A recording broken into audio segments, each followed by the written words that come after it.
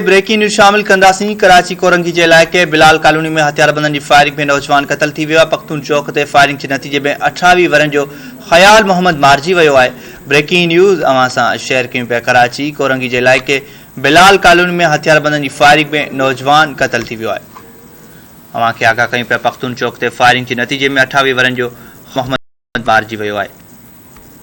Breaking news है। कराची के कोरंगी के इलाइक़े बिलाल कॉलोनी में हथियारबंदनि जी फायरिंग थी है। नौजवान क़त्ल थी वियो आहे।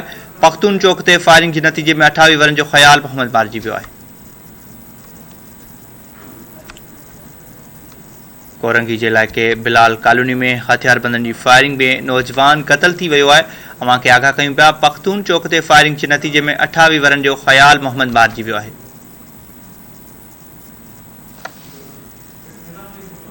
इन हवाले से अपडेट मालूम कंदासीं। निज़ामुद्दीन भुट्टो असां सां टेलीफोन लाइन ते मौजूद आहे। आगाह कजो निज़ामुद्दीन इन हवाले से। जी, ही अफ़सोसनाक वाक़ियो थोड़ी देर पहिरियां पेश आयो आहे। बिलाल कॉलोनी पख्तून चौक ते अणॼातल हथियारबंदनि हिक नौजवान खे जेको आहे उहो गोलियूं हणी क़त्ल करे फरार थी विया आहिनि। वाक़ियो जेको आहे उहो जॾहिं असां पुलिस सां राब्तो कयोसीं त पुलिस जो चवणु आहे त हीउ वाक़ियो जेको आहे उहो दुश्मनीअ जो कारण बि थी सघे थो, जॾहिं त टारगेट किलिंग जा बि हिन ते जेके आहिनि उहे ख़दशा ज़ाहिर कया विया आहिनि। जॾहिं त जवाबदार जेके आहिनि उहे फरार थी विया आहिनि, उन्हनि जो को बि पतो न पइजी सघियो आहे।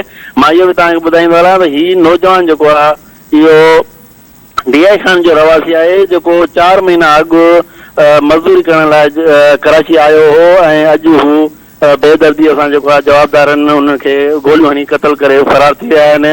वाक़ई जेको आहे उहो लाश ज़रूरी कार्रवाई लाइ जिना अस्पताल नियो वियो आहे, जॾहिं त पुलिस वाक़ई जी वधीक जांच करे रही आहे। ऐं हिन महिल ताईं जेको बि मालूम थियो आहे उहो इहो ई आहे त हीउ वाक़ियो जेको आहे उहो टारगेट किलिंग लॻी रहियो आहे।